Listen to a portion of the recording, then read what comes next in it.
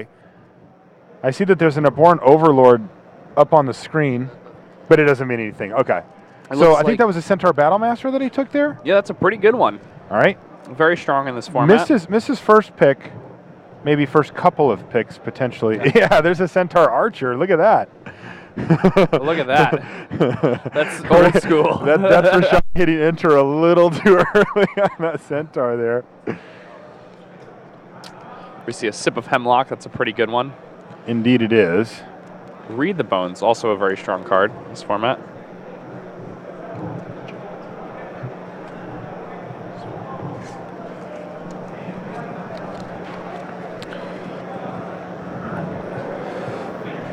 We're probably pretty happy to pick up a Read the Bones. I mean, we don't know. What do you like here, Read the Bones or Sip of Hemlock? I think Read the Bones is the more powerful card. Okay, it's also cheaper. It's easier to. I mean, there's some games where you won't resolve a Sip of Hemlock. You'll pretty much always be able to resolve a Read the Bones. Yeah, I mean, the thing is, the removal is really expensive in this format. You really just want to be able to empty your hand quickly, and then refilling it with Read the Bones is pretty nice. All right, there's a Setessan Battle Priest. I saw Catoblepus back there. And it looks like he's pulled the Blood Toll Harpy to the front. And I can get behind that. A solid aggressive card. You know, it'll go in most of the decks that you have that run black, but it certainly isn't an exciting card. Not necessarily exciting, but again, one theme that we've noticed over the course of today, watching these drafts, is just how successful players have been if they've been aggressive. And games can be taken over by the green decks. Those decks can go later, but emptying your hand quickly is really important for surviving those early turns. Here we see a Savage Surge. That's a card that's been really, really strong. Yeah, it sure has. Just about every single match we've watched in. There's so little instant speed removal that Savage Surge can almost like freely be cast into open mana and cards in hand. Yeah, it often can. Yeah, and just be used as a super solid removal spell. This is something that doesn't really happen with a card like Savage Surge in most other formats, but in a format like Theros, it's pretty awesome. Yeah, and you combine that with the heroic ability that's everywhere, and next thing you know, yeah, it gets really good. Yeah, gets a lot better. And look at this. There's a Nihilious Disciple and another Savage Surge. Okay. Now, what's that other green card? Satyr Hedonist. Okay. Yeah, Satyr Hedonist, and then there's a Hunt the Hunter here. So he's going to go with the Disciple. You like the Disciple there? I think you always want to have a certain number of creatures, and that's like a pretty important bar to cross. So just when you're in pack 15, one, 16. Getting to that really high number of creatures when you're going to be playing this green deck, that's so important. Wow, is that a Titan Strength back there? Yeah, and it looks like the two colors that he is in are both completely dry in this pack, and that's got to be a scary thing for him. There's a Titan Strength here, which is a good card for him, especially took that Battlemaster, but it's a red card, and he's not in red at all. Oh, that's interesting. Wow. He decided to take the Hippocamp. Yeah, he took the Breaching Hippocamp there. Kind of interesting pick. Nothing really there for him, so he decided that was the one he didn't want his opponents to have. He just wanted to go with the Horsefish. And look, so black and green apparently haven't really dried up the way we might have expected them to after looking at the last pack. There's a Baleful Eidolon, which is one of the very best black commons in the set. It's a sweet card, but he actually is moving into blue, and he just took a Horizon Scholar, and that's a pretty fair signal there. Horizon Scholar is a nice card, though. I think if you're already heavy black, I think I'd rather take the Eidolon there if I know I'm in black. Do you agree with that? Well, I don't know. I mean, do you like jump and ship? He doesn't know if he's heavy black necessarily. Okay. And, I mean, the problem is we didn't get an opportunity to see the early picks. At the end of this pack, we're going to get an opportunity to see the other stuff we have. He could have taken a blue card early that we're unaware. Yeah, maybe he took a blue card earlier, and maybe he thought blue had dried up, and then all of a sudden he saw the Horizon Scholar that late and was like, oh, wait. Yep, that's absolutely possible. Fate Foretold is what he just took there. Solid little card. Yeah, it works really well with his Battlemaster also. There's a Wave Crash Triton, a Hedonist. Yeah, those are all reasonably Chimera. powerful cards, and he's happy to pick up that Unknown Shores there. That'll help him cast cards like Read the Bones or something big like a Horizon Scholar if he ends up being a 3-color deck. I found that Unknown Shores particularly good at casting cheaper spells. If you're going to splash black for. Oh, there's a Catoblepus. Yeah, and that works really well in all 3 colors that he's currently involved in. Now, we're going to get a look at his picks so far. He's going to slam in a null here.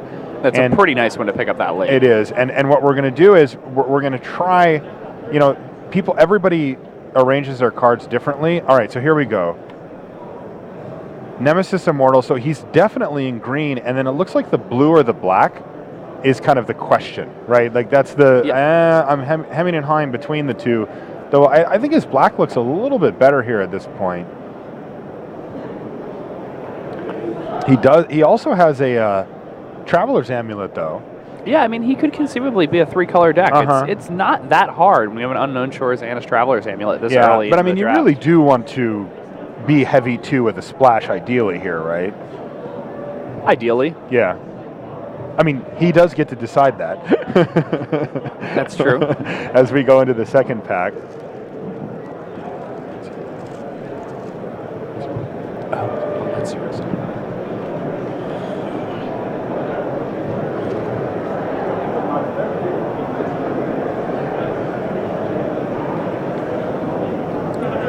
All right, so this second pack is going to be interesting. He takes a look at it. There's a Mist Cutter Hydra right up front, pretty solid. It's also a Horizon Chimera. Oh, really? Yeah, that's another really good one. I think Mist Cutter Hydra might just be the pick. It's a really powerful card, but Horizon Chimera, I mean, it's really on color for him, and it's such a powerful uncommon. It is. Mist Cutter Hydra has done good work here, though, this weekend for just what ends up being a reasonably costed haste creature. Most of the time it really has been overperforming. I think it's a nice card. I mean, that card looks a little bit more like it's constructed aimed, can't be countered. That doesn't come up too often in limited, but that card's really quite solid. Yeah, I mean, just an XX for XG is a really good limited card. It's fine. And then the fact that it also has haste and protection from almost half the decks you're going to be playing against, it's pretty awesome.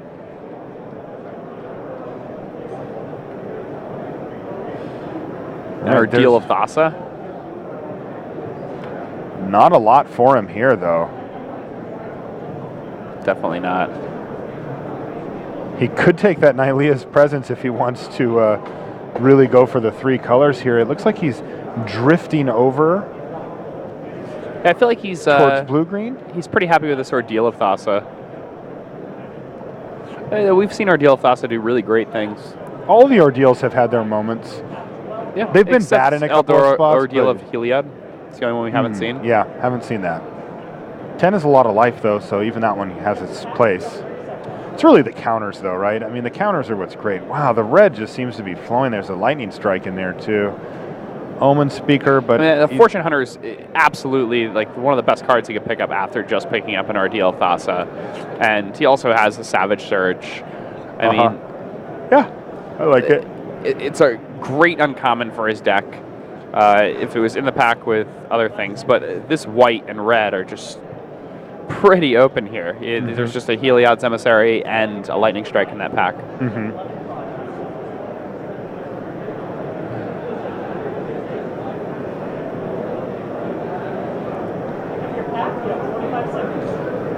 All right, what do we have here? There's a Grip Tide. That's a welcome sight. Also a Sedge Scorpion, yeah. Another good one. There's a Fade into Antiquity, which he would like to have at least in the board, but not going to waste a pick on it here. What does he pull to the front there? That's Karametra's Acolyte. Ah, okay. You love ramping in this format, and that thing can do some serious ramping. It is a 4-drop, though, and by that point, I mean, the whole point of ramping is to ramp into, like, your Nessian Asp, and the next turn you would have been able to cast it anyway. All right. So I'm not sure if... He takes the Grip Tide, which seems like the right pick here. Yeah, anyway, I would take the Grip Tide. Yeah. You do need ways to interact with your opponent's creatures. That's super important here. Another Hopeful Eidolon. Oh my goodness, just passing so many of those. But a Battle Master. Wow, Centaur Battle Master. And you mentioned it, he's got a couple of spells that target already, and he's already got another Battle Master. So he's looking to be blue-green heroic. Yeah, an interesting archetype. Yeah. I've played blue-green a couple of times already, and I like it a lot. Yeah, I think blue-green is awesome in this format. Big, beefy green creatures with tempo plays to back up and flyers as well. I'm kind of in heaven at that point. Yeah, feeling very good about my life. You gain a whole bunch of life with your Is that in the pack? Sweet. Oh wow, that's a super late. For some reason, I thought he picked up his. I'm like, whoa, he can't do that. And no, he's just gonna pick up. He may actually want to take this agent though, because I mean, again, here he already has 3 5-drops. The agent is really good in his deck. I mean, just a 3/2 for 3 is a fine card, and the fact that in his deck it's actually a 3/2 for 3 that he can make unblockable at will. Okay. Pretty awesome. Like when you can activate an Agent of Horizons, it's really good. Oh, and that's a really late favorite hoplight. Not that it's you always to see him. those, yeah. Wow, I keep seeing those. That's so exciting for me. Thank you, Jake. All right, so there's a Savage Search, though. Another nice pickup for him. Definitely. Again, the Triton Fortune Hunter, a second Centaur Battlemaster. He definitely has ways to take full advantage of these combat tricks. I like the way his deck is shaping up. It looks really good thus far. Yep. Yeah, white is definitely open, but what does he have here? Another Nylea's Disciple? And a Temple of Mystery, which is pretty good for his deck. It really is. But, I mean, he's going to go ahead and take the Disciple. Yeah, I mean, it's just a more powerful card. He's probably just a blue-green deck at this point. Yeah. Now, if he wants, he can have access to a card like to read the bones using his... Traveler's Amulet? His Traveler's Amulet. And hypothetically, any Nylea's Presences that he picks up, and the Chimera comes back, which is exactly what he wanted to see. That's exactly what he wanted. And that was actually, that might seem kind of crazy, but it's actually not, because Horizon Chimera goes into one deck, blue-green, or it must be splashed. And even though it's a very powerful creature and one that any deck that could cast it would like to run, just not every deck can cast that card. And seeing a gold card wheel in a 2-color format just isn't as crazy as it seems. So pretty awesome that he got it back. I wouldn't say that you would expect it to, but the fact that it did isn't jaw-dropping. It's like, sweet. When he gets it back, he's like, all right, this is working. Yeah, I'm pretty sure he's got to be happy about that coming back, though. Oh, he's got to be thrilled. Yeah. On color, I mean, that card's great. You got to figure that card's going to come back. If that card's not coming back, then you almost have to worry. You have to be like, there's somebody else in blue-green specifically. You know? But people do splash it too. They really do. And remember, it's worth splashing. Yeah, and I mean, it's really good with Read the Bones. And it refunds that life. You just get a scry 2, draw 2 for 3 mana, which is pretty awesome. Yeah.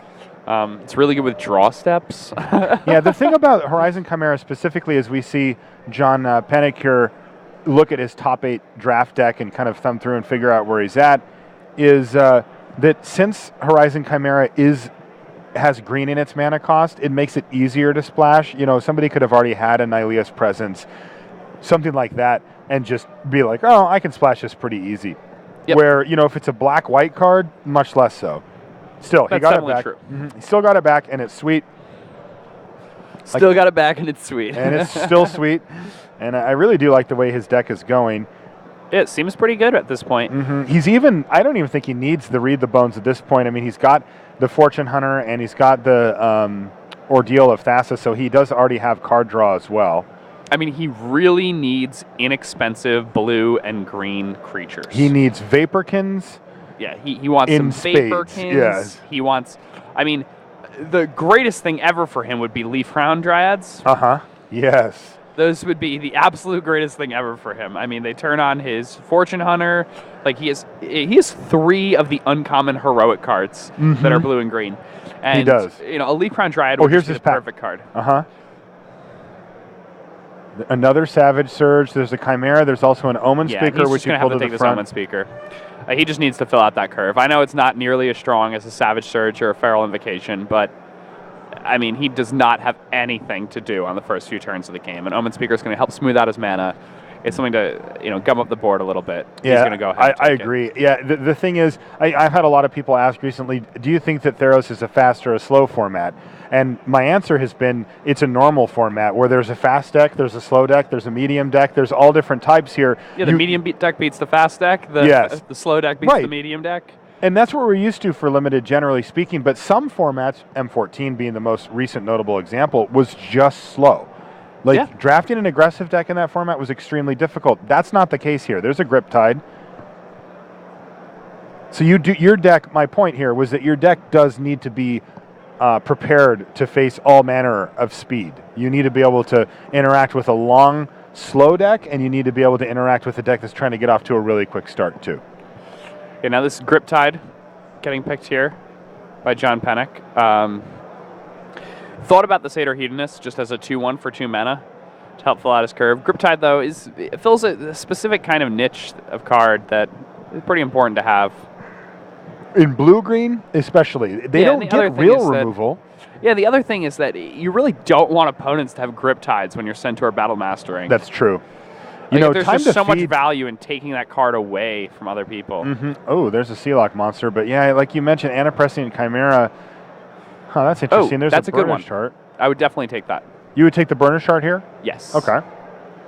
Is that a time to feed? It is a time to feed, and he does have double Battle Master, but the problem is that he needs cheaper stuff.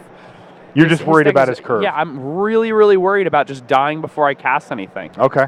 That's a big concern. I can definitely see that.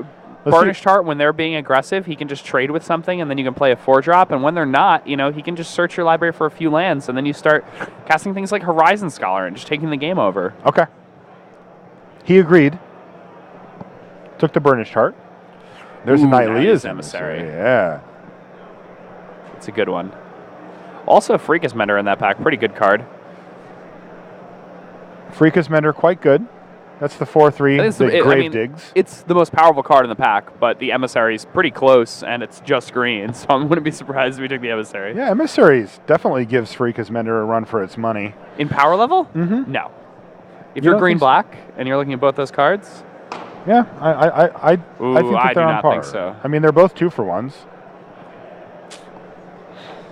I don't know. I'll allow you to have your opinion. All right, so here's a Voyage's End. And there's also a Thoughtseize and a Nessian Asp, and I saw, so he looks like he's going to go for the Voyage's End. You mentioned it before. He wants cheaper spells. He wants ways to interact with his opponent. That fills both of those roles. Yeah, it's great. Like, once he gets into the middle turns, if he's against a deck that's, not drawing cards and going really big, like, he's just going to be bigger than his opponents in the mid-game. So having something to just stave off the bleeding, something to prevent his opponent from just going all in on like a cheap heroic creature. He's passed a couple of types of things. Oh yeah, another Voyage's End. But at this point, he's getting into a dangerous place where he does not have a lot of creatures. The creatures on the low part, the Voyage's End, unfortunately, I think he might take the bronze. No, I mean, I might have taken the bronze Sable out of that pack. You're getting really concerned about his low drops, and I think he is too. And he couldn't find it in him to take it over Voyage's End, which is a really sweet card. And, I understand that. But yeah, I know what you're saying. There's another big beefer with the Vulpine Goliath. Aqueous form, not really what he's looking for. Aqueous form is really good in his deck. He has double Battle Master. Yeah, it is. That's a good point. I like that better than Warrior's Lesson here. By a lot. Well, it looks like he scooped up the Warrior's Lesson this time. Remember, that thing does target 2 different creatures, so it does have that upside, but it's true. I do like the Battle Master unblockable plan. The Warrior's Lesson is really good if you're like the favored Hoplites deck. And he's just going to take an Agent of Horizons here. Yeah. There's really no... Sweet pickup for his deck. Yeah, the Dancing Scimitar, the... Horizon Chimera. Shoreline Chimera. Shoreline Chimera. Yep, you're right. Is pretty good, but Agent of Horizons helps fill his curve much better. He needs those cheap creatures. Again, it's really, really good in his deck in general. I mean, it's a great mana dump for him. Feral Invocation, a nice pickup late. Coastline Chimera. I don't know if he would even play the Coastline Chimera. He might. He probably would, actually. Yeah. But he's going to go ahead and take that Feral Invocation. I like that. Me too. He definitely has enough tricks. He's going to have to cut a few. Yeah, and he can take this Hunt the Hunter. Or probably the Shredding Winds. Yeah, take the Shredding Winds, I think. Hunt the Hunter's so narrow. It's good in his deck. I mean, it might Double Battle Master? Yeah, it just depends on if he plays against a player playing green. All right, and here's a Sealock monster, but yeah, he'll take it. But like you mentioned, he's already got double Battle Master. He's pretty filled out of the top end of his curve. This isn't the area that he needed improvement on. And I don't even know if Sealock monster is an improvement on a Battle Master. It might be. On the Battle Master? No. No. Look, I'm saying my opinion. You're saying yours. You can tell me no, but I still haven't. I like to think about these things. No, it's good to think about these things. I like to say it might be. Yeah. Yeah. It might not be, too.